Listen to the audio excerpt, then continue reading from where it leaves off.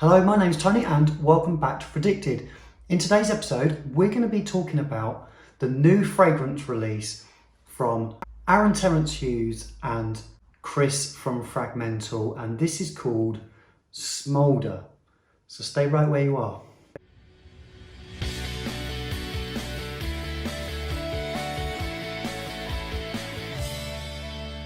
Right, so thanks very much for joining me, everyone, and thanks to Chris and thanks to Aaron for sending me this bottle for review. Now, I'm going to give you my thoughts on it. I'm also going to give you Becca's thoughts on it. There's a bit of balance with this review. I'm going to really just give you the best explanation I can as to how it smells and what the fragrance is like. So firstly though, let's get the notes out of the way and then we'll go into the review. So in the top we have neroli and lemon. In the mid we have tobacco and frankincense. And in the base we have sandalwood, a clean skin accord, patchouli and incense. So let's cut to some B-roll firstly and show you how wonderful the presentation is.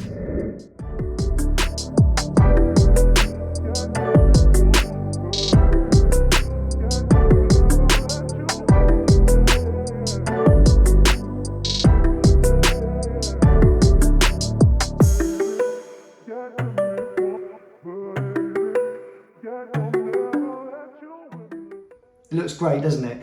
Really like the magnetic cap. All the detailing that's gone into the whole design is really good. Let's get into what's important. What is it like? So in the opening, I get a real sweet smoke. It's like an incense smoke, like an incense stick is burning and it's creating this lovely warm sweetness in the air. And I find the opening to be a little orangey, which when I first smelt it, I didn't know the notes. I hadn't looked on the website. I'd got this pre-release. I heard little bits on videos with Chris and Aaron about what the notes were going to be, but I couldn't remember or didn't know if there was like an orange note there. And there isn't, it's actually lemon, but there is neroli, which is part of the orange tree. So I get an orangey, incensey, slightly spicy smoke. And again, there's no real spices listed. I would have guessed there was something along the lines of nutmeg or something in there as well. It's quite warming. There's also a real lightness in there in the opening. It's got a real pop. It's got some lift too. So as we get further into the wearing, we're talking half an hour or so in, the sandalwood and the patchouli start to play a major role. And they mix together to give it some real depth and some sweetness. And I'm finding the sandalwood note in this to be quite prominent and actually really addictive. And I think that's what's creating this beautiful sweetness. The smokiness stays pretty much throughout the wearing. It does die down a little bit, much deeper into the dry down. But then the tobacco starts to show, and it really does. It really starts to come through, and then it becomes, I think, the main note. All the other notes seem to sort of dance and flirt around that tobacco note, and it really does remind me of Chris's taste and what he likes, and a lot of referring back to a lot of the fragrances that Chris really adores. So I think because of the tobacco note, I do think of Chris. It has a creaminess, but it also has a sort of powderiness too. I think there's a musk in there, and I think that is what's listed as the clean skin accord.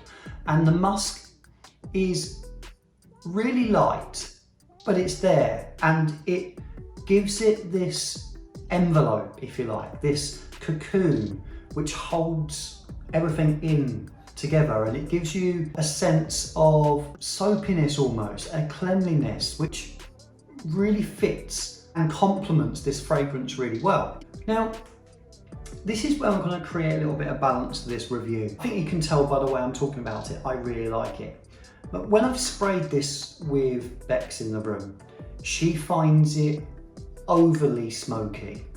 And I think mixing with that tobacco, her words to me, and it wasn't in the most positive of way, was that it reminded her of her nan and granddad's house with the fire going and everybody smoking and that overwhelming sort of smoky feel. When you walk out, your clothes all smell a little bit of that wood burning and that smokiness. Now, when I told her that was part of Chris's mood board, I remember an early video that him and Aaron did about what he wanted the fragrance to smell like, and Chris actually brought up his grandparents and the memories that come flooding back when he smells those sort of things, and the tobacco and the wood burning fire.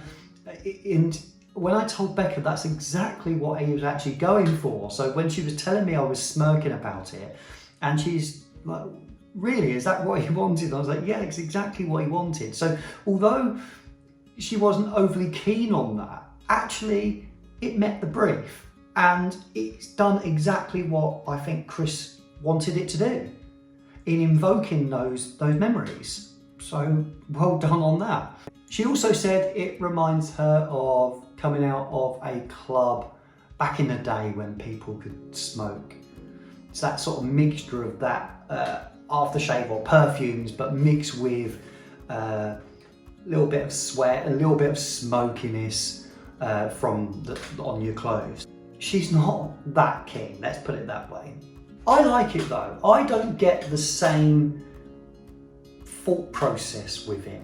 I get the name, I get the smouldering embers, that woodiness, I get that warmth and that feeling of comfort from it, and I get this sweetness, which is beautiful by the way, and it complements the deeper notes really well. I don't get really a tobacco smoke either. I get a smokiness and I get a tobacco note, but I wouldn't personally have put the notes together to give it a sweet tobacco, if that makes sense. So I get like a drier tobacco, and then I get an incenser called separately. So it's not like, to me, someone smoking a cigarette, so that smokiness with the tobacco.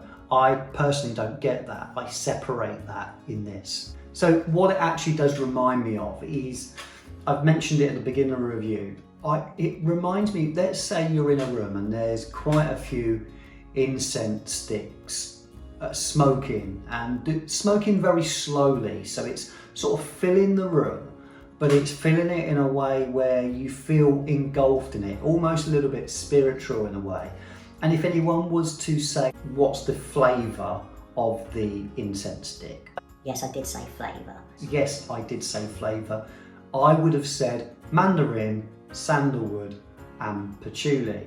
And those three notes together, along with that smokiness and that sweetness that you're getting from all those notes mixing together, is what I picture when I smell this fragrance. There is something in there that I can't seem to shake, and it's not a negative, but there's something in there that's bugging me a little bit, and it's not bugging me in that I don't like it, it's bugging me because I don't know what it is. But I'm getting this slight aniseedy note, this slight sort of sweet aniseedy note. It's almost making it a little bit, not herbal, but medicinal. It's bugging me because I'm not sure what it is. It might be the patchouli doing that, it might be. But it's giving me this slight sort of redness. I'm picturing sort of a reddy orange fragrance when I smell this. And I'm getting like an aniseedy note. It might just be me and I might be an idiot, but that's what I smell. The deep dry down does settle down, but we are talking hours later. And it does really calm down. The smokiness calms down much later into the wearing. The tobacco stays, along with that sandalwood note and that hint of sweetness that's there in the base too. So it really settles down into something that's really lovely on the skin. I like the opening personally. I love the boldness of it, but I also really like the dry down too. It is, I think, a really solid release.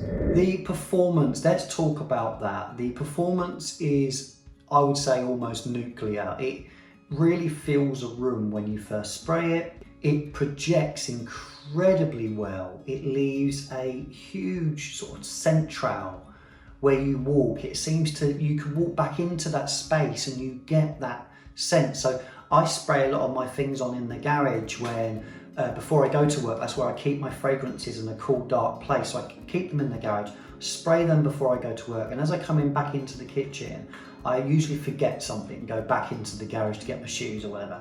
And when I went back in there, you could really smell how strong the fragrance was. And then as I'm leaving, I'm walking around the house, I'm leaving that scent trail with me. When I get in the car, I'm leaving a big bubble of this fragrance in the car when I get out. When I get into work, I can still smell it, and that's half an hour later. And I sprayed a couple of times on my hands, a couple of times on my neck, and that really projected really well, to the point where I was a little tiny bit self-conscious about how strong it was. But what I would say to you is just a couple of sprays. I'm not a sissy sprayer, by the way. I usually spray on clothes, spray on wrist. I like to get a good wear in from my fragrances. But with this, there is genuinely no need. Couple on the neck or a couple on your wrists, and that will be more than enough for a whole day's wear. One thing I like to test in terms of longevity and how things stay on the skin is wearing a spray on my hand, back of my hand, just one spray, a couple of sprays before I go to bed. And while I'm watching Netflix or something on there, you get this, you get little wafts of it. And you know what? I think I woke up and could smell it. And in the morning, it was still really, really prominent on the skin. And most of the time, with me, by the morning, the fragrance is gone. I can't even really smell it on my skin at all. So that is a good way for me to judge how well this stays on the skin, and it stays on the skin incredibly well. So performance on this is really, really good. I would say incredible, actually. It's one of the best performing fragrances I've tried. But in general, I think it's a really pleasant, solid release. I really personally like it. Bex wasn't as keen. She found the note of tobacco and smoke a little bit overbearing for her taste. So for that reason, I'm going to say it leans slightly on the masculine side. Anyone could wear it though. Take that really with a pinch of salt. That's Becca's taste, my taste. I like it, she doesn't, so that's why I'm saying that. I think it's got a lot of yin and yang to it. There is some lightness in there, but there's also some heavy notes as well. It's soft, but it's heavy. I find it musky. I find it earthy. I find it a little tiny bit medicinal, like I've mentioned. I get a little bit of a spice as well. So it really does have so many facets to it. People that are engulfed in this sort of community and fragrance addiction, the mad people that we are, I think this would really scratch that itch of satisfying you and giving you something that is interesting and has enough depth to it to really try and get to grips with it. And actually I find it quite addictive and comforting at the same time. I hope I put this across in a way where you can imagine what it's like. There's not many reviews of this out there yet. Matt from questioningscents, by the way, did a really great review on it. So I'll link his review below so you can check that out as well. I'm looking forward to seeing more reviews on it, if I'm being honest. I'm looking forward to seeing what other people get from it, if they get anything similar to what I do, or if I'm just going mad. Probably the latter, I would say. Thanks for watching. Have you subscribed to the channel? That would be great if you could do that. I look forward to seeing you again. Thanks again for watching, and don't forget to keep smelling wonderful.